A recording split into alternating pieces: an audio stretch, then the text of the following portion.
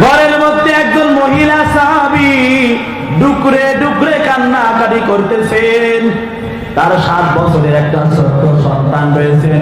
এই ছোট্ট সন্তান মাকে বলতেছেন, মা গো, বেলালের আযান শোনার পর তুমি নামাজে দাঁড়িয়ে যাও, কিন্তু আজকে তোমার কি হলো গো মা?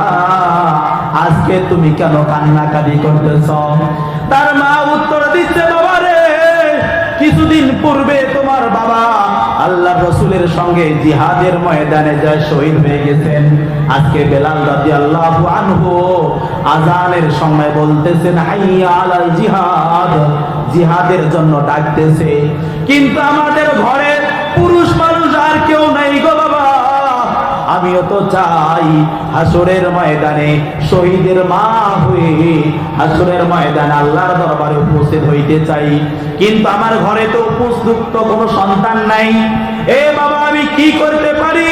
7 বছরের সন্তান, তার ঈমান এত বড়, আল্লাহ রাব্বুল আলামিন তার সিনার ভিতরে এত মহব্বত দান করেছেন, এত ঈমান দান করেছেন।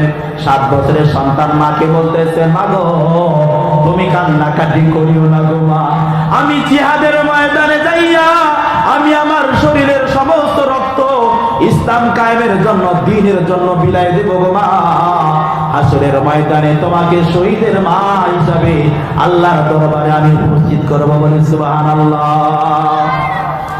সকালবেলা মা এবং 7 বছরের শিশু সন্তান মিলে আল্লাহর রাসূলের দরবারে উপস্থিত হইলেন। হওয়ার পর দেখতেছেন পুরুষ সাহাবীরা লাইন ধরে এক এক করে নিজের নাম লেখাইতেছেন, কে কে আল্লাহর রাসূলের সঙ্গে যুদ্ধের ময়দানে যাবেন। সেই পুরুষদের লাইনে ওই আল্লাহর রাসূলের সাহাবী, মহিলা সাহাবী রাদিয়াল্লাহু আনহা লাইনের মাঝে উপস্থিত হয়েছেন। পুরুষ সাহাবীরা বলতেছেন, ও আল্লাহর বান্দি, এইটা তো পুরুষদের লাইন, তুমি এখানে দাঁড়াইছো কেন? এইটা পুরুষদের লাইন, আর আজকে কোনো মহিলাদেরকে যুদ্ধের ময়দানে নেওয়া হবে না, এই জন্য তুমি বাসার মাঝে চলে যাও। এক পর্যায়ে শোরগোল হইতেছিল, এই খবর আল্লাহর রাসূলের কান পর্যন্ত চলে গেছেন। আল্লাহর রাসূল সাল্লাল্লাহু আলাইহি ওয়াসাল্লামকে সাহাবীরা বলতেছে, ইয়া রাসূলুল্লাহ, দেখেন না গো নবী, এই আমাদের পুরুষদের লাইনের মাঝে একজন মহিলা সাহাবী চলে এসেছেন। আল্লাহর রাসূল তাকে ডাক দিলেন, ও মা, এই দিকে আসো গো মা, কি হয়েছে আমি জানতে চাই। মহিলা সাহাবী বলতেছে, ইয়া রাসূলুল্লাহ সাল্লাল্লাহু আলাইহি ওয়াসাল্লাম, কিছুদিন পূর্বে আমার স্বামী আপনার জন্য, দ্বীন কায়েমের জন্য তার শরীরের সমস্ত রক্তটুকু বিলাই দিয়ে তিনি শাহাদাত বরণ করেছেন। আজকে যখন জিহাদের জন্য ঘোষণা করেছে, আমার ঘরে উপযুক্ত আর কোনো সন্তান নাই, এই জন্য আমার 7 বছরের একটা সন্তান, এই সন্তানটাকে আমি জিহাদের ময়দানে দান করার জন্য এসেছি, বলে সুবহানাল্লাহ। পয়গম্বরে আরবি সাল্লাল্লাহু আলাইহি ওয়াসাল্লাম বলতেছেন, গো মহিলা সাহাবী, তোমার এই 7 বছরের সন্তান ছোট মানুষ, সে তো তরবারি চালাইতে পারবে না, জিহাদের ময়দানে সে তীর নিক্ষেপ করতে পারবে না, সে তো জিহাদের ময়দানে কোনো কাজে আসবে না। আমি তোমাকে কথা দিলাম গো মা, তুমি আজকে চলে যাও, তোমার সন্তান যখন বড় হবে, আমি কথা দিলাম তোমার সন্তানকে আমার সঙ্গে জিহাদের ময়দানে নিয়ে যাও, বলে সুবহানাল্লাহ। রে কাহারুল উপজেলার মুসলমান, 7 বছরে একটা মাত্র সন্তান, সেই সন্তানটাকে আল্লাহর রাস্তায় মা দান করার জন্য বিলিয়ে দিয়েছেন, বলে সুবহানাল্লাহ। আর আপনি আমি আমাদের সন্তানদেরকে দ্বীনি শিক্ষা দেব, সুশিক্ষা দেব, এই জন্য মাদ্রাসায় পড়াই না। একটা সন্তানকে সংসার থেকে, বাড়ি থেকে বের হয়ে যাবে, এই জন্য সন্তানদেরকে মাদ্রাসায় দিতে রাজি না। আমাদের সন্তানদেরকে স্কুলে পড়াই, আমাদের সন্তানদেরকে কলেজে পড়াই, ভার্সিটিতে পড়াই, পড়ান, কোনো আপত্তি নাই, কোনো আপত্তি নাই। কিন্তু দিনের শুরুতে, ছোট্টকালে, শৈশবকালে তাকে আপনি কোরআনের শিক্ষায় দান করেন। এই সন্তান যদি কোরআনের শিক্ষায় শিক্ষিত হয়, এই সন্তান কখনো নাস্তিক, মুরতাদ, বদমাশ হবে না, ঠিক কিনা? কখনো আল্লাহর রাসূলকে গালিগালাজ করবে না। যদি কখনো তার দাড়িও না থাকে, তার মাথায় টুপি না থাক, পাগড়ি না থাক, পাঞ্জাবি না থাক, কিন্তু আল্লাহ রসুলের কোন দুশমনকে যদি সামনে পায় সে তাকে জীবন্ত ছেড়ে দিবে না, ঠিক কিনা? আল্লাহ রসুল সাল্লাল্লাহু আলাইহি ওয়াসাল্লাম মহিলা সাহাবীকে কথা দিলেন, তুমি যাও, আমি তোমার সন্তান যখন বড় হবে তোমার সন্তানকে নিয়ে আমি জিহাদের ময়দানে যাব, কোনো সমস্যা হবে না। আল্লাহ রসুলের ওই মহিলা সাহাবী চলে আসতেছেন, ছোট্ট সন্তান বলতেছে, মাগো আমি আজকে জিহাদের ময়দানে যাইতে চাই, তুমি একটু অপেক্ষা করো। আল্লাহ রসুলকে যাইয়া বলতেছে, ইয়া রাসূলুল্লাহ সাল্লাল্লাহু আলাইহি ওয়াসাল্লাম, আমি আমার মাকে কথা দিয়েছি আমি জিহাদের ময়দানে যাব, শাহাদাত বরণ করব। মহিলা সাহাবী আবার এসে রিকোয়েস্ট করতেছে, ইয়া রাসূলুল্লাহ আমার সন্তান যুদ্ধের ময়দানে তরবারি চালাইতে পারবে না, কিন্তু গো নবী আমার এই ছোট্ট সন্তানকে তোমার রাস্তায় দান করলাম, আমার এই সন্তানটাকে আপনি ঢাল হিসাবে ব্যবহার করবেন। কি হিসাবে? ঢাল হিসাবে ব্যবহার করবেন। কাফেররা যখন আপনাকে তরবারি দিয়ে আঘাত করবে আমার এই সন্তানটাকে উঁচু করে ধরবেন, আমার সন্তানটা তরবারির আঘাতে দ্বিখণ্ডিত হয়ে যাবে, আমার সন্তান শহীদ হয়ে যাবে, আমি মা হাসরের ময়দানে শহীদের মা হয়ে হাসরের ময়দানে বলি সুবহানাল্লাহ। এমন সময় আল্লাহ রাব্বুল আলামিন জিবরাইল আলাইহিস সালাতু ওয়াস সালামকে পাঠিয়ে দিলেন। জিবরাইল আলাইহিস সালাতু ওয়াস সালাম এসে বলতেছেন, ইয়া রাসূলুল্লাহ কি করেন গো নবী? আল্লাহ রাসূল বলতেছেন, যুদ্ধের জন্য সাহাবীদের নাম লিস্টি করতেছি।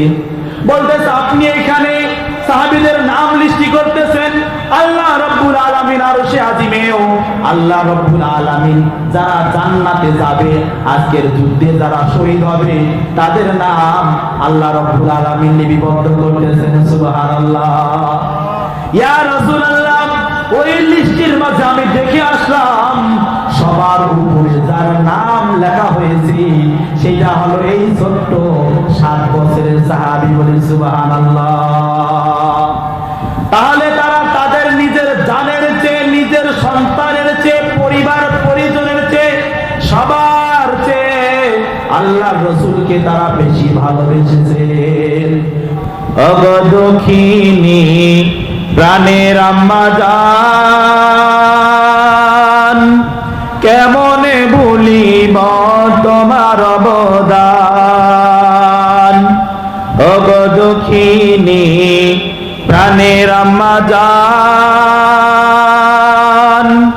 কেমনে ভুলিব তোমার অবদান। সবাই মারহাবা, একটু জিকির করি লা ইলাহা ইল্লাল্লাহ, লা ইলাহা ইল্লাল্লাহ, সুবহানাল্লাহ, আলহামদুলিল্লাহ, লা ইলাহা ইল্লাল্লাহ, লা ইলাহা ইল্লাল্লাহ, লা ইলাহা ইল্লাল্লাহ, মুহাম্মাদুর রাসূলুল্লাহ সাল্লাল্লাহু আলাইহি ওয়াসাল্লাম। সম্মানিত দিনদার মুত্তাকি ভাইরা, আজকে এই সিরাতুন নবী সাল্লাল্লাহু আলাইহি ওয়াসাল্লাম মাহফিলে আমরা এসেছি। এখানে আসার মূল উদ্দেশ্য হচ্ছে যে অনেক উলামায়ে কেরাম এখানে আসবেন, কোরআন এবং সুন্নাহ ভিত্তিক আলোচনা পেশ করবেন। এই কোরআন সুন্নাহর আলোচনা শুনে আমাদের বাস্তব জীবনে, পারিবারিক জীবন, সাংসারিক জীবন, রাষ্ট্রীয় জীবনে এটা আমরা আমল করার চেষ্টা করব ইনশাআল্লাহ। এই উদ্দেশ্যে পাইছি নাকি না? একটু যাই, যেহেতু মাহফিলের আয়োজন করেছে, একটু যাই, বন্ধু বান্ধবের সঙ্গে দেখা হবে, মেহমানের বাসায় খাওয়া দাওয়া হবে, একটু ঘুরে ফিরে আসি, এই উদ্দেশ্য। এই উদ্দেশ্যে নাকি নিয়তটাকে আমরা চেঞ্জ করি। আমরা প্রত্যেকটা মাহফিলে আপনি আমি যখন যাব, মাহফিলের নিয়ত যেই দিন থেকে করা হয় যে অমুক দিন ওই জায়গায় মাহফিল হবে, আমি ওইখানে যাব, কোরআন সুন্নাহর আলোচনা শুনবো এবং তৎ অনুযায়ী আমি বাস্তব জীবনে আমল করব। এই ধরনের নিয়ত যদি কারো থাকে তাহলে তখন থেকে আল্লাহ রাব্বুল আলামিনের হাবিব বলেন যে ভালো কাজের নিয়ত করার কারণে যখন থেকে নিয়ত করবে তখন থেকে তার আমল নামে আল্লাহর ফেরেশতারা সব লিখতেই থাকেন। সুবহানাল্লাহ। তাহলে নিয়ত থাকতে হবে আমলের নিয়ত। কিসের নিয়ত? আমলের নিয়ত। আলোচনা যা হবে এখান থেকে আমি শিক্ষা গ্রহণ করে আমার বাস্তব জীবনে সেটা আমি আমল করব ইনশাআল্লাহ। তাহলে আজকে আমি হ্যান্ডেলে বা মাইকে নিয়ে আমরা শুনেছি যে সিরাতুন নবী সাল্লাল্লাহু আলাইহি ওয়াসাল্লাম মাহফিলের আয়োজন করা হয়েছে। অর্থাৎ আল্লাহ রাসূল সাল্লাল্লাহু আলাইহি ওয়াসাল্লামের জন্ম এবং জন্মের পরবর্তী 63 বছর আল্লাহ রাব্বুল আলামিন তাকে হায়াতের জিন্দেগিতে রেখেছিলেন। এরপরে 63 বছর পর আল্লাহ রাব্বুল আলামিনের ডাকে সাড়া দিয়ে দুনিয়ার ক্ষণস্থায়ী জীবনের সফর শেষ করে তিনি আখিরাতের জগতে পাড়ি জমিয়ে মদিনাতুল মুনাওয়ারায় তিনি এখনো শায়িত রয়েছেন এবং আপনার আমার জন্য কবরে শুয়ে শুয়ে আল্লাহ রাসূল সাল্লাল্লাহু আলাইহি ওয়াসাল্লাম এখনো উম্মতি বলে কান্নাকাটি করতেছেন। আল্লাহ রাসূল সাল্লাল্লাহু আলাইহি ওয়াসাল্লাম বলেছেন যে তোমরা বেশি বেশি করে দরুদ শরীফ পাঠ করো, বিশেষ করে জুমার দিনে তোমরা বেশি করে আমি রাসূলের উপরে দরুদ পাঠ করো। কেননা আল্লাহ রাসূল সাল্লাল্লাহু আলাইহি ওয়াসাল্লাম বলেছেন যে আসমানের অসংখ্য অগণিত ফেরেশতা আল্লাহ রাব্বুল আলামিন নিযুক্ত করেছেন যে আল্লাহ রাসূলের কোন উম্মত কখন কোথায় দরুদের উপর দরুদ পাঠ করবে, রাসূলের উপর দরুদ পাঠ করতেছে। আল্লাহ রাসূল বলেন ওই ফেরেশতা সঙ্গে সঙ্গে ওই ব্যক্তির নাম, তার পিতার নাম, মাতার নাম, গ্রামের নাম, পরিপূর্ণ ডিটেইলস আল্লাহ রাসূলের কাছে পেশ করে। বলি সুবহানাল্লাহ। তাহলে আজকে একটা আমল আপনি আমি নিয়ে যাই যে মৃত্যু পর্যন্ত যতদিন আল্লাহ হায়াতে রাখে শয়নে স্বপনে উঠিতে বসতে সব সময় সর্ব হালতে আল্লাহ রাসূলের উপর আপনি আমি দরুদ পাঠ করব ইনশাআল্লাহ। রাজি আছি তো ইনশাআল্লাহ? সংক্ষিপ্ত আকারে এতটুকু বলবো, সাল্লাল্লাহু আলাইহি ওয়াসাল্লাম, সাল্লাল্লাহু আলাইহি ওয়াসাল্লাম। এতটুকু আমল করা যাবে তো বাবা জান ইনশাআল্লাহ? ইনশাআল্লাহ রাজি আছি তো ইনশাআল্লাহ? আল্লাহ রাব্বুল আলামিন কবুল করুন। যে চলতে ফিরতে গাড়িতে চলেন আর হাঁটে হেঁটে চলেন, সাইকেলে চলেন, মাঠে ময়দানে কাজ কাম করেন, সব সময় জবানে জারি রাখবেন সাল্লাল্লাহু আলাইহি ওয়াসাল্লাম, সাল্লাল্লাহু আলাইহি ওয়াসাল্লাম। তাহলে সিরাতুন নবী সাল্লাল্লাহু আলাইহি ওয়াসাল্লাম, সিরাত হচ্ছে আল্লাহর রাসূলের জীবনের জন্মগ্রহণ কর থেকে মৃত্যু পর্যন্ত এই পুরাটাই হচ্ছে সিরাত। পুরাটা হচ্ছে কি? সিরাত। এই সিরাতে আপনি আমি আমল করতে পারি, আপনি আমি আমল করতে পারি, কিন্তু মিলাদুন নবী সাল্লাল্লাহু আলাইহি ওয়াসাল্লাম, আল্লাহ রাসূলের জন্ম, এটা আপনি আমি আমল করতে পারি না, পালন করতে পারি না। মিলাদুন নবী আলোচনা করা যায়, আল্লাহর রাসূল কিভাবে জন্মগ্রহণ করেছেন, মায়ের পেটে কিভাবে এসেছেন, মায়ের পেটে থাকা অবস্থায় আল্লাহ রাব্বুল আলামিন কি অলৌকিক ঘটনা দেখাইছেন, এটা আলোচনা করা যায়, বাট আমল করা যায় না। আপনি আমি যদি চাই আল্লাহ রাসূলের মতো করে জন্মগ্রহণ করতে পারবো না। কিন্তু আল্লাহ রাসূল সাল্লাল্লাহু আলাইহি ওয়াসাল্লাম দুনিয়ায় বেঁচে থাকা অবস্থায় আপনার আমার জন্য যা নির্দেশ করে গেছেন, হাদিস শরীফের মধ্যে যা বলে গেছেন, সেটা আপনি আমি আমল করতে পারি। অর্থাৎ সিরাতকে আপনি আমি ধারণ করতে পারি, আমল করতে পারি, ব্যক্তি জীবনে আমল করতে পারি। কথা বলেন ঠিক কিনা? তাহলে এই জন্য সিরাত সম্পর্কে আজকে যা আলোচনা করা হবে এটাকে আপনি আমি আমল করার নিয়তে আমরা বসে যাই ইনশাআল্লাহ। আল্লাহর হাবিব সাল্লাল্লাহু আলাইহি ওয়াসাল্লামকে সাহাবা আজমাইন রিদওয়ানুল্লাহি তাআলা আলাইহিম আজমাইন কিভাবে ভালোবেসেছেন, আল্লাহর রাসূল সাহাবীদের সঙ্গে কিরূপ ব্যবহার করেছেন, ইয়াতীমের সঙ্গে, প্রতিবেশীর সঙ্গে কিভাবে ব্যবহার করেছেন, সেই আখলাক আপনার আমার ব্যক্তি জীবন, পারিবারিক জীবনে আমল করতে পারি। এই রকম মন মানসিকতা নিয়ে, আমলের নিয়ত নিয়ে আপনি আমি বসে যাব ইনশাআল্লাহ। তাহলে আপনার আমার এই দূর থেকে আসাটা, বসাটা, যাওয়া আমাদের জন্য সার্থক হবে ইনশাআল্লাহ। আল্লাহ রাব্বুল আলামিন কুরআনুল কারীমের মধ্যে বলেছেন, কুল ইন কুনতুম তুহিব্বুনাল্লাহ, এ আমার রাসূল আপনি আপনার উম্মতদেরকে জানায় দেন যে যদি আপনার উম্মত আমাকে পেতে চায়, আপনার উম্মত যদি আমাকে পেতে চায়, তাহলে ফাত্তাবিউনি ইউহিব্বুকুমুল্লাহ, তারা যেন আপনি রাসূলকে ভালোবাসে। আমাকে আল্লাহ তাআলা বলতেছেন যদি আমাকে ভালোবাসতে চায় তাহলে যেন আপনাকে ভালোবাসে। যদি আল্লাহ রসুলের ইতাআত করে, অনুসরণ করে, অনুকরণ করে, তাহলে আল্লাহ রাব্বুল আলামিন বলেন যে সেটা আমাকেই ভালোবাসা হবে। বলে সুবহানাল্লাহ। তাহলে আল্লাহ তাআলাকে যদি পাইতে চায়, আল্লাহ তাআলাকে যদি ভালোবাসতে হয়, তাহলে পূর্ব শর্ত হচ্ছে তার রসুল জনাবে মুহাম্মদুর রাসূলুল্লাহ সাল্লাল্লাহু আলাইহি ওয়াসাল্লামকে ভালোবাসতে হবে। আল্লাহ রসুল সাল্লাল্লাহু আলাইহি ওয়াসাল্লাম এই আয়াতের প্রেক্ষিতে আল্লাহ রসুল সাল্লাল্লাহু আলাইহি ওয়াসাল্লাম বলছেন, লা ইউমিনু আহাদুকুম হাত্তা আকুনা আহাব্বা ইলাইহি মিন ওয়ালিদিহি ওয়া ওয়ালাদিহি ওয়ান নাসি আজমাইন। যে তোমরা ততক্ষণ পর্যন্ত পরিপূর্ণ মুমিন হতে পারবে না, ততক্ষণ পর্যন্ত পরিপূর্ণ মুত্তাকি হতে পারবে না, ঈমানদার বলে দাবি করতে পারবে না, পরিপূর্ণ মুসলমান হবে না, যতক্ষণ না পর্যন্ত তুমি তোমার আব্বা, তোমার আম্মা, তোমার সন্তান, তোমার স্ত্রী, দুনিয়ার জাগতিক সমস্ত সম্পদ থেকে যতক্ষণ পর্যন্ত আমি রসুলকে বেশি ভালোবাসতে পারবে না, ততক্ষণ পর্যন্ত পরিপূর্ণ ঈমানদার বলে দাবি করতে পারবে না। তাহলে নিজের জানের চেয়ে, নিজের বাবার চেয়ে, মায়ের চেয়ে, পরিবার পরিজনের জাগতিক সম্পদ বলতে যা বোঝায় সমস্ত কিছুর চেয়ে আল্লাহর রাসূল সাল্লাল্লাহু আলাইহি ওয়াসাল্লামকে বেশি ভালোবাসতে হবে। আর কিভাবে ভালোবাসবো, এই ভালোবাসার নমুনা আমাদেরকে দেখিয়ে গেছেন সাহাবা আজমাইন রিদওয়ানুল্লাহি তাআলা আলাইহিম আজমাইন। সাহাবারা যেই পরিমাণ আল্লাহর রাসূলকে ভালোবেসেছেন, মহব্বত করেছেন, তার কিঞ্চিত পরিমাণও ভালোবাসা আমাদের পক্ষে সম্ভব না। কিন্তু চেষ্টা তো থাকতে হবে, চেষ্টা থাকতে হবে। সাহাবাদের ঈমান আর আমাদের ঈমান আসমান আর জমিন যে ব্যবধান, আসমান জমিন ব্যবধান, কিন্তু তাদের ঈমান আর আমাদের ঈমানের সঙ্গে তো মিলবে না। কিন্তু চেষ্টা করতে হবে তাদের ঈমানের মতো যেন আমাদের ঈমানটা হয়। তাহলে সাহাবা আজমাইন রিদওয়ানুল্লাহি তাআলা আলাইহিম আজমাইন কিভাবে ভালোবেসেছেন, যে তারা তাদের নিজের জানের চেয়ে আল্লাহর রাসূলকে বেশি মহব্বত করেছেন, বেশি ভালোবেসেছেন। সাহাবীরা নিজের জানের চেয়ে, আব্বা আম্মার চেয়ে আল্লাহর রাসূলকে কি করেছেন, বেশি মহব্বত করেছেন। কিন্তু আপনি আমি আল্লাহর রাসূলের থেকে নিজের আব্বাকে বেশি মহব্বত করি। নিজের আব্বা আম্মাকে কেউ যদি গালি দেয় আমরা বরদাস্ত করি না, তাকে ছেড়ে কথা বলি না।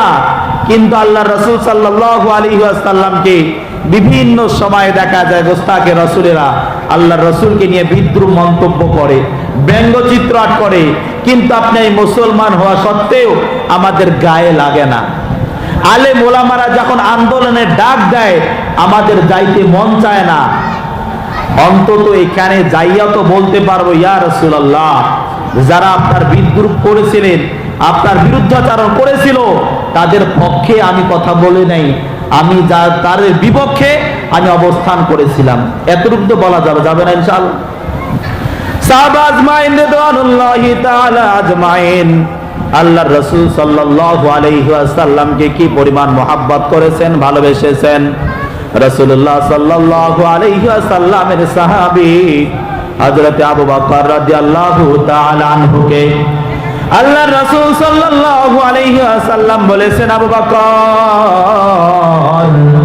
এমন একটা সময় আসবে যেই সময় আমি তোমাকে নিয়ে এই আমার এই জন্মভূমি মক্কাতুল মুকাররমা ছেড়ে মদিনাতুল মুনাওয়ারায় তুমি আর আমি আমরা হিজরত করে চলে যাব। হযরত আবু বকর রাদিয়াল্লাহু তাআলা আনহুকে কবে যাবে, কোন সময় যাবে আল্লাহর রাসূল সাল্লাল্লাহু আলাইহি ওয়াসাল্লাম বলে নাই। আল্লাহর রাসূল এতটুকু বলেছেন, আবু বকর, এমন একটা সময় আসবে যেই সময় মাতৃভূমি মক্কাতুল মুকাররমা ছেড়ে আমাদেরকে মদিনাতুল মুনাওয়ারায় হিজরত করতে হতে পারে। আবু বকর, তুমি রেডি থাকো, তোমাকে সঙ্গে নিয়ে আমি মদিনাতুল মুনাওয়ারায় হিজরত করব। আল্লাহর রাসূল সাল্লাল্লাহু আলাইহি ওয়াসাল্লাম দীর্ঘদিন পর হযরতে আবু বকর রাদিয়াল্লাহু তাআলা আনহুর বাসায় গেছেন। গভীর রাতে আল্লাহর রাসূল সাল্লাল্লাহু আলাইহি ওয়াসাল্লাম আবু বকর রাদিয়াল্লাহু আনহুর বাসায় যাইয়া একটা মাত্র টোকা দিয়েছেন, আবু বকর, সঙ্গে সঙ্গে আবু বকর বলতেছে লাব্বাইকা ইয়া রাসূলুল্লাহ। ওগো আল্লাহর রাসূল, আমি উপস্থিত। আবু বকর রাদিয়াল্লাহু আনহু ওকে দেখে আল্লাহর রাসূল আশ্চর্যান্বিত হয়ে গেছেন। আবু বকর, গভীর রাত, তোমাকে মাত্র একটা ডাক দিয়েছি, আর একটা ডাকেই তুমি কিভাবে দরজা খুলে দিলে? আবু বকর, আমি বুঝলাম না, তুমি কি ঘুমাও নাই? আবু বকর রাদিয়াল্লাহু আনহু বলতেছি, ইয়া রাসূলুল্লাহ, প্রায় আজকে থেকে 6 মাস পূর্বে আপনি আমাকে বলেছেন আবু বকর, তোমাকে নিয়ে আমি মক্কাতুল মুকাররমা ছেড়ে মদিনাতুল মুনাওয়ারায় হিজরত করব। ইয়া রাসূলুল্লাহ সাল্লাল্লাহু আলাইহি ওয়াসাল্লাম, সেই দিন থেকে আমি আবু বকর সেই দিন থেকে আজ পর্যন্ত বিছানায় পিঠ লাগায় ঘুমাই না। সুবহানাল্লাহ। প্রায় 6 মাস পূর্বে আল্লাহ রাসূল বলেছেন যে তোমাকে নিয়ে আমি হিজরতে বের হব। সেই দিন থেকে তিনি আর বিছানায় পিঠ লাগায়া ঘুমায় না। আল্লাহ রাসূল সাল্লাল্লাহু আলাইহি ওয়াসাল্লাম বলতেছেন, চলো আমরা হিজরতের জন্য বের হয়ে যাই। আল্লাহ রাসূল সাল্লাল্লাহু আলাইহি ওয়াসাল্লাম বলা মাত্রই আবু বকর রাদিয়াল্লাহু তাআলা আনহু ঘর থেকে বেরিয়ে রাস্তা রওনা করতেছেন। আল্লাহ রাসূল সাল্লাল্লাহু আলাইহি ওয়াসাল্লাম বললেন, আবু বকর, তুমি তোমার বিবিকে বলবে না, তোমার বাচ্চাদেরকে বলবা না, তুমি আমার সঙ্গে হিজরতে যাচ্ছ, তাদের কাছ থেকে বিদায় নিবে না। আল্লাহ রাসূল সাল্লাল্লাহু আলাইহি ওয়াসাল্লামের কথা শুনে আবু বকর রাদিয়াল্লাহু আনহু বলতেছি, ইয়া রাসূলুল্লাহ সাল্লাল্লাহু আলাইহি ওয়াসাল্লাম, আমি যেই দিন আপনি আমাকে বলেছেন আমাকে নিয়ে হিজরত করতে রওনা হবেন, সেই দিন থেকে আমি আবু বকর আমার স্ত্রী আমার সন্তানদের কাছ থেকে বিদায় নিয়ে আমি দরজার সঙ্গে দাঁড়িয়ে দাঁড়িয়ে হেলান দিয়ে ঘুমায়া থাকি। বলি সুবহানাল্লাহ। না জানি কত গভীর রাত্রে আপনি আসবেন আর আমাকে ডাকবেন, আবু বকর, আবু বকর, আবু বকর বলে ডাক দিবেন, আর আমি ঘুমায় থাকবো। কাফেররা এসে আপনাকে আক্রমণ করবে। ইয়া রাসূলুল্লাহ, এটা আমি বরদাস্ত করতে পারবো না। এই জন্য আমার স্ত্রী আমার সন্তানদের কাছ থেকেই আগে আমি বিদায় নিয়েছি, আমাকে নতুন করে আর বিদায় নিতে হবে না। বলে সুবহানাল্লাহ। কতটা মহব্বত করলে, কতটা ভালোবাসলে নিজের ঘুম ত্যাগ করে দরজার মাঝে দাঁড়িয়ে দাঁড়িয়ে আল্লাহর রাসূলের অপেক্ষা করতে থাকে। এইভাবে দাঁড়িয়ে দাঁড়িয়ে যখন দাঁড়িয়ে দাঁড়িয়ে ছিলেন, আল্লাহর রাসূল বলা মাত্রই তার সঙ্গে হিজরতে বের হয়ে যায়। আল্লাহর রাসূল সাল্লাল্লাহু আলাইহি ওয়াসাল্লাম যাইতেছেন, হঠাৎ করে দেখলেন আবু বকর রাদিয়াল্লাহু তাআলা আনহুর পাগলামি যেন বেড়ে গেল। তাই তিনি একবার দেখতেছেন আল্লাহর রাসূলের ডান দিকে চলতেছেন, আবার কিছু পর বাম দিকে, আবার কিছু সময় সামনে চলতেছেন, আবার কিছু সময় পিছনে।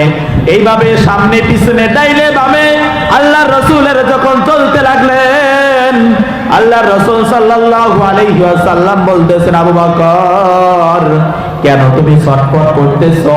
কি হয়েছে তোমার? তুমি একবার ডানে যাও, আরেকবার বামে, আরেকবার সামনে, আরেকবার পিছনে যাও। আবু বকর রাদিয়াল্লাহু আনহু বলতেছি, ইয়া রাসূলুল্লাহ, আপনার বাবা নাই, আপনার মাও নাই। ইয়া রাসূলুল্লাহ, আপনার জীবনের সবচেয়ে দুঃখের রাত আজকের এই কঠিন রাত, আজকের এই হিজরতের রাতে মাতৃভূমি মক্কাতুল মুকাররমা ছেড়ে মদিনার উদ্দেশ্যে রওনা করেছেন গো নবী।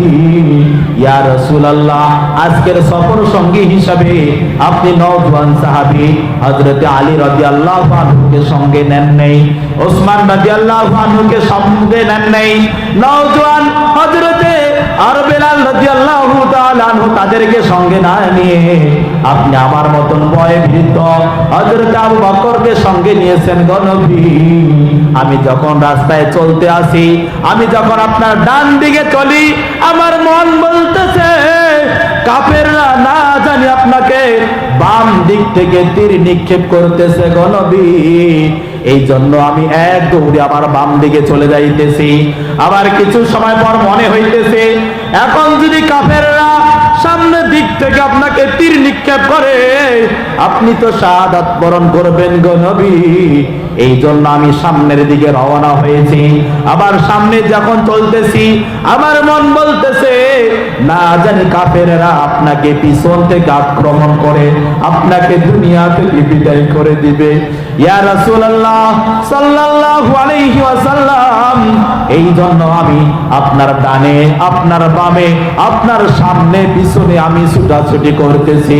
যদি ডান দিক থেকে তীর আসে তাহলে আমি আবু বকর রাদিয়াল্লাহু তাআলা আনহুর গায়ে লেগে আমি আবু বকর রাদিয়াল্লাহু আনহু শহীদ হয়ে যাই, আর আপনি জীবিত থাকেন। বলে সুবহানাল্লাহ।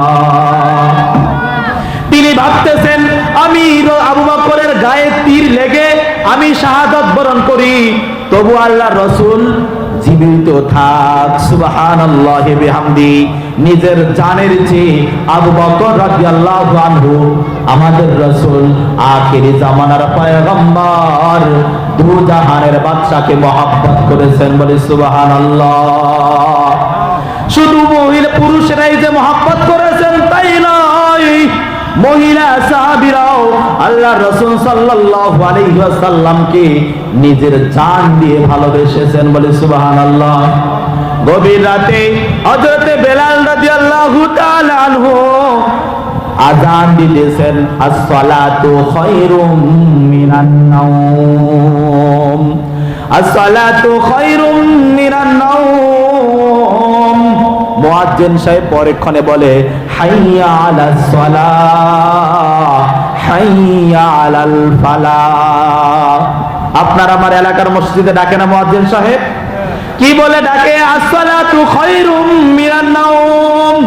ও আল্লাহর বান্দা বান্দিরা, ঘুমের চেয়ে নামাজ উত্তম, ঘুমের চেয়ে নামাজ উত্তম, তোমরা আর ঘুমায়ো না। আল্লাহ রাব্বুল আলামিনের পক্ষ থেকে মুয়াজ্জিন সাহেব আপনাকে আমাকে এই সংবাদ জানিয়ে দেয়, ও আল্লাহর বান্দারা দীর্ঘ সময় ঘুমায়েছো, আর ঘুমায়ো না। এখন আল্লাহর ডাকে সাড়া দিয়ে মসজিদের দিকে ধাবিত হও। হাইয়া আলাস সালাহ, আসো নামাজের জন্য আসো। মুয়াজ্জিন ডাকতেছেন কি? হাইয়া আলাস সালাহ, আসো নামাজের জন্য আসো। হাইয়া আলাল ফালাহ। মুয়াজ্জিনকে আপনি প্রশ্ন করে, মুয়াজ্জিন সাহেব আমি যদি নামাজে যাই আমার লাভ কি হবে? মুয়াজ্জিন পরক্ষণে বলতেছে হাইয়া আলাল ফালাহ, আসো কল্যাণের জন্য আসো। কিসের জন্য আসো? কল্যাণের জন্য আসো, তোমার ভালোর জন্য আসো। দুনিয়ায় তুমি কল্যাণ পাবে, আখিরাতেও তুমি নাজাত পাবে। দুনিয়া কল্যাণ, আখিরাতে কিভাবে মুক্তি পাবে? কেননা আল্লাহর রাসূল সাল্লাল্লাহু আলাইহি ওয়াসাল্লাম বলেছেন আউয়ালু মা ইউহাসাবু বিহিল আবদু ইয়াউমাল কিয়ামাতিস সালাহ। কিয়ামতের দিন সর্বপ্রথম যেই হিসাবটা নেওয়া হবে সেই হিসাব হচ্ছে বান্দা নামাজ পড়েছো কিনা। সবার আগে যে প্রশ্ন কি? বান্দা নামাজ পড়েছো কিনা। প্রশ্ন কি হবে? নামাজ পড়েছে কিনা। আল্লাহ রাসূল সাল্লাল্লাহু আলাইহি ওয়াসাল্লাম বলেন, কোন বান্দার যদি নামাজের হিসাব ঠিক হয়ে যায় তাহলে তার যাকাতের হিসাব, তার নামাজের হিসাব, দানের সওয়াব, সমস্ত কিছু সব গ্যারান্টেড হয়ে যাবে। আর যদি নামাজের ব্যাপারে কেউ যদি আটকিয়ে যায় তাহলে সমস্ত ঘাটিতে এসে আটকায় যাবে। এই জন্য দুনিয়ায় নামাজ পড়ার দরকার আছে কিনা? আল্লাহ রাব্বুল আলামিন বলেছেন ইন্নাস সালাতা তানহা আনিল ফাহশাই ওয়াল মুনকার। নিশ্চয় অবশ্যই নামাজ সমস্ত প্রকার অশ্লীল ফাহেশা কাজ থেকে নামাজ মানুষকে হেফাজত করে। কে গ্যারান্টি দিতেছেন? আল্লাহ তাআলা বলতেছেন নিশ্চয় অবশ্যই নামাজ মানুষকে অশ্লীল ফাহেশা কাজ থেকে নামাজ মানুষকে কি করে? হেফাজত করে। বলি সুবহানাল্লাহ। তাহলে আমরা নামাজ পড়বো তো ইনশাআল্লাহ? নামাজ পড়তে রাজি আছি তো ইনশাআল্লাহ? আল্লাহ রাব্বুল আলামিন কবুল করুন। মুয়াজ্জিন সাহেব প্রতিদিন মসজিদের মাইকে ডাক দেয় হাইয়া আলাস সালাহ। সেই দিন বেলাল রাদিয়াল্লাহু আনহু আযান দিতেছেন, হাইয়া আলাল জিহাদ, হাইয়া আলাল জিহাদ। এরে আল্লাহর বান্দা বান্দিরা, কে কোথায় আছো? যুদ্ধের জন্য, জিহাদের জন্য মসজিদে নববীর দিকে তোমরা ধাবিত হও। প্রতিদিন মুয়াজ্জিন ডাক দেয়, আসসালাতু খায়রুম মিনান নাওম, ঘুম থেকে ওঠো, হাইয়া আলাস সালাহ, নামাজের জন্য আসো। কিন্তু সেই দিন বেলাল রাদিয়াল্লাহু আনহু বলতেছেন, হাইয়া আলাল জিহাদ, তোমরা জিহাদের জন্য আসো। এই ঘোষণা যখন শুনেছেন, ঘরের মধ্যে একজন মহিলা সাহাবী ডুকরে ডুকরে কান্নাকাটি করতেছেন। তার 7 বছরের একটা ছোট্ট সন্তান রয়েছেন। এই ছোট্ট সন্তান মাকে বলতেছেন, মা গো, বেলালের আযান শোনার পর তুমি নামাজে দাঁড়িয়ে যাও, কিন্তু আজকে তোমার কি হলো গো মা? আজকে তুমি কেন কান্নাকাটি করতেছ? তার মা উত্তর দিচ্ছে, বাবা রে, কিছুদিন পূর্বে তোমার বাবা আল্লাহর রাসূলের সঙ্গে জিহাদের ময়দানে যায় শহীদ হয়ে গেছেন। আজকে বেলাল রাদিয়াল্লাহু আনহু আযানের সময় বলতেছেন, হাইয়া আলাল জিহাদ, জিহাদের জন্য ডাকতেছে, কিন্তু আমাদের ঘরে পুরুষ মানুষ আর কেউ নাই গো বাবা। আমিও তো চাই হাসরের ময়দানে শহীদের মা হয়ে হাসরের ময়দানে আল্লাহর দরবারে উপস্থিত হইতে চাই, কিন্তু আমার ঘরে তো উপযুক্ত কোনো সন্তান নাই। এ বাবা, আমি কি করতে পারি? 7 বছরের সন্তান, তার ঈমান এত বড়, আল্লাহ রাব্বুল আলামিন তার সিনার ভিতরে এত মহব্বত দান করেছেন, এত ঈমান দান করেছেন। 7 বছরের সন্তান মাকে বলতেছে, মা গো, তুমি কান্নাকাটি করিও না গো মা, আমি জিহাদের ময়দানে যাইয়া আমি আমার শরীরের সমস্ত রক্ত ইসলাম কায়েমের জন্য, দ্বীনের জন্য বিলাই দেব গো মা। হাসরের ময়দানে তোমাকে শহীদের মা হিসাবে আল্লাহর দরবারে আমি উপস্থিত করব, বলে সুবহানাল্লাহ। সকালবেলা মা এবং 7 বছরের শিশু সন্তান মিলে আল্লাহর রাসূলের দরবারে উপস্থিত হইলেন। হওয়ার পর দেখতেছেন পুরুষ সাহাবীরা লাইন ধরে এক এক করে নিজের নাম লেখাইতেছেন, কে কে আল্লাহর রাসূলের সঙ্গে যুদ্ধের ময়দানে যাবেন। সেই পুরুষদের লাইনে ওই আল্লাহর রাসূলের সাহাবী, মহিলা সাহাবী রাদিয়াল্লাহু আনহা লাইনের মাঝে উপস্থিত হয়েছেন। পুরুষ সাহাবীরা বলতেছেন, ও আল্লাহর বান্দি, এইটা তো পুরুষদের লাইন, তুমি এখানে দাঁড়াইছো কেন? এইটা পুরুষদের লাইন, আর আজকে কোনো মহিলাদেরকে যুদ্ধের ময়দানে নেওয়া হবে না, এই জন্য তুমি বাসার মাঝে চলে যাও। এক পর্যায়ে শোরগোল হইতেছিল, এই খবর আল্লাহর রাসূলের কান পর্যন্ত চলে গেছেন। আল্লাহর রাসূল সাল্লাল্লাহু আলাইহি ওয়াসাল্লামকে সাহাবীরা বলতেছে, ইয়া রাসূলুল্লাহ, দেখেন না গো নবী, এই আমাদের পুরুষদের লাইনের মাঝে একজন মহিলা সাহাবী চলে এসেছেন। আল্লাহর রাসূল তাকে ডাক দিলেন, ও মা, এই দিকে আসো গো মা, কি হয়েছে আমি জানতে চাই। মহিলা সাহাবী বলতেছে, ইয়া রাসূলুল্লাহ সাল্লাল্লাহু আলাইহি ওয়াসাল্লাম, কিছুদিন পূর্বে আমার স্বামী আপনার জন্য, দিন কায়েমের জন্য তার শরীরের সমস্ত রক্তটুকু বিলাই দিয়ে তিনি শাহাদাত বরণ করেছেন। আজকে যখন জিহাদের জন্য ঘোষণা করেছে, আমার ঘরে উপযুক্ত আর কোনো সন্তান নাই, এই জন্য আমার 7 বছরের একটা সন্তান, এই সন্তানটাকে আমি জিহাদের ময়দানে দান করার জন্য এসেছি, বলে সুবহানাল্লাহ। পয়গম্বর আরবি সাল্লাল্লাহু আলাইহি ওয়াসাল্লাম বলতেছেন, গো মহিলা সাহাবী, তোমার এই 7 বছরের সন্তান ছোট মানুষ, সে তো তরবারি চালাইতে পারবে না, জিহাদের ময়দানে সে তীর নিক্ষেপ করতে পারবে না, সে তো জিহাদের ময়দানে কোনো কাজে আসবে না। আমি তোমাকে কথা দিলাম গো মা, তুমি আজকে চলে যাও, তোমার সন্তান যখন বড় হবে আমি কথা দিলাম তোমার সন্তানকে আমার সঙ্গে জিহাদের ময়দানে নিয়ে যাও, বলে সুবহানাল্লাহ। রে কাহারুল উপজেলার মুসলমান, 7 বছরে একটা মাত্র সন্তান, সেই সন্তানটাকে আল্লাহর রাস্তায় মা দান করার জন্য বিলিয়ে দিয়েছেন, বলে সুবহানাল্লাহ। আর আপনি আমি আমাদের সন্তানদেরকে দ্বীনি শিক্ষা দেব, সুশিক্ষা দেব, এই জন্য মাদ্রাসায় পড়াই না। একটা সন্তানকে সংসার থেকে বাড়ি থেকে বের হয়ে যাবে, এই জন্য সন্তানদেরকে মাদ্রাসায় দিতে রাজি না। আমাদের সন্তানদেরকে স্কুলে পড়াই, আমাদের সন্তানদেরকে কলেজে পড়াই, ভার্সিটিতে পড়াই, পড়ান কোনো আপত্তি নাই, কোনো আপত্তি নাই। কিন্তু দিনের শুরুতে ছোট্টকালে শৈশবকালে তাকে আপনি কোরআনে শিক্ষায় দান করেন। এই সন্তান যদি কোরআনে শিক্ষায় শিক্ষিত হয়, এই সন্তান কখনো নাস্তিক মুরতাদ বদমাশ হবে না, ঠিক কিনা? কখনো আল্লাহ রসুলকে গালিগালাজ করবে না।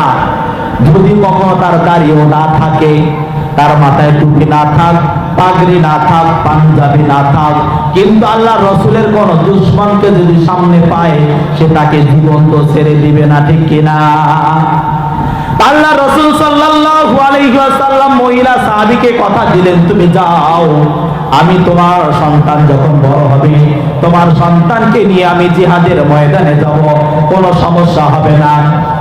আল্লাহ রসুলের ওই মহিলা সাহাবী চলে আসতেছেন, ছোট্ট সন্তান বলতেছে, মাগো আমি আজকে জিহাদের ময়দানে যাইতে চাই, তুমি একটু অপেক্ষা করো। আল্লাহ রসুলকে যাইয়া বলতেছে, ইয়া রাসূলুল্লাহ সাল্লাল্লাহু আলাইহি ওয়াসাল্লাম, আমি আমার মাকে কথা দিয়েছি আমি জিহাদের ময়দানে যাব, শাহাদাত বরণ করব। মহিলা সাহাবী আবার এসে রিকোয়েস্ট করতেছে, ইয়া রাসূলুল্লাহ আমার সন্তান যুদ্ধের ময়দানে তরবারি চালাইতে পারবে না, কিন্তু গো নবী আমার এই ছোট্ট সন্তানকে তোমার রাস্তায় দান করলাম, আমার এই সন্তানটাকে আপনি ঢাল হিসাবে ব্যবহার করবেন।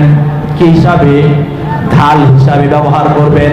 কাফেররা যখন আপনাকে তরবারি দিয়ে আঘাত করবে, আমার এই সন্তানটাকে উঁচু করে ধরবেন, আমার সন্তানটা তরবারির আঘাতে দ্বিখণ্ডিত হয়ে যাবে, আমার সন্তান শহীদ হয়ে যাবে, আমি মা হাসরের ময়দানে শহীদের মা হয়ে হাসরের ময়দানে উঠবো, বলে সুবহানাল্লাহ। এমন সময় আল্লাহ রব্বুল আলামিন জিবরাইল আলাইহিস সালাতু ওয়াস সালামকে পাঠিয়ে দিলেন। জিবরাইল আলাইহিস সালাতু ওয়াস সালাম এসে বলতেছেন, ইয়া রাসূলুল্লাহ কি করেন গো নবী? আল্লাহ রসুল বলতেছেন, যুদ্ধের জন্য সাহাবীদের নাম লিস্টি করতেছি। বলতেছে, আপনি এখানে সাহাবীদের নাম লিস্টি করতেছেন, আল্লাহ রব্বুল আলামিন আরশে আজিমেও আল্লাহ রব্বুল আলামিন যারা জান্নাতে যাবে, আজকের যুদ্ধে যারা শহীদ হবে, তাদের নাম আল্লাহ রব্বুল আলামিন লিপিবদ্ধ করতেছেন। সুবহানাল্লাহ। ইয়া রাসূলুল্লাহ ওই লিস্টের মাঝে আমি দেখে আসলাম, সবার উপরে যার নাম লেখা হয়েছে সেটা হলো এই ছোট্ট 7 বছরের সাহাবী, বলি সুবহানাল্লাহ। তাহলে তারা তাদের নিজের জানের চেয়ে, নিজের সন্তানের চেয়ে, পরিবার পরিজনের চেয়ে, সবার চেয়ে আল্লাহর রাসূলকে তারা বেশি ভালোবেসেছেন। তাহলে অনুরূপ ভালোবাসা আমাদের দরকার আছে না নাই? আছে কিনা? ওই রসুলকে যদি ভালোবাসতে চাই, তাহলে আজকে তাকে নিয়ত করেন রসুলের সুন্নত, এই সুন্নতি দাড়ি মোবারক সমস্ত সুন্নত দুনিয়ায় থেকে যাবে, কিন্তু মৃত্যুর পর এই একটা সুন্নত দাড়ি আল্লাহ রসুল বলেন ওই কবর পর্যন্ত নিয়ে যাব, ঠিক কিনা? সমস্ত সাহাবী পাগড়ি পরেছি, টুপি পরেছি, পাঞ্জাবি পরেছি, দস্তরখানা বিছে খানা খাইছি, এগুলা কি সুন্নত? কি এগুলা সুন্নত? কিন্তু দাড়ি রাখাও কি সুন্নত? তাই টুপি পাঞ্জাবি সব দুনিয়ায় পড়ে থাকবে, তার একটা সুন্নত, সেই সুন্নতের নাম কি?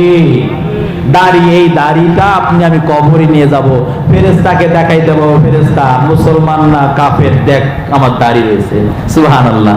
তাহলে যুবক ভাইরা ইনশাআল্লাহ রাজি আছি তো? ইনশাআল্লাহ দাড়ি বাজার বেলে লাগাইতে রাজি আছি ইনশাআল্লাহ, নাকি রাজি? বেলে লাগাবো, দাড়ি কাটবো, আর দাড়ি কাটবো। আল্লাহ রাব্বুল আলামিন কবুল করুন, আল্লাহুম্মা আমিন। সংক্ষিপ্ত সময় যা আলোচনা করলাম ভুল ত্রুটি ক্ষমা করে দিবেন, এবং সকলের কাছে দোয়া চাই আল্লাহ রাব্বুল আলামিন যেন কোরআনের ময়দানে সারা বিশ্ব ইসলামের জন্য কবুল করেন। সকলে আল্লাহুম্মা আমিন।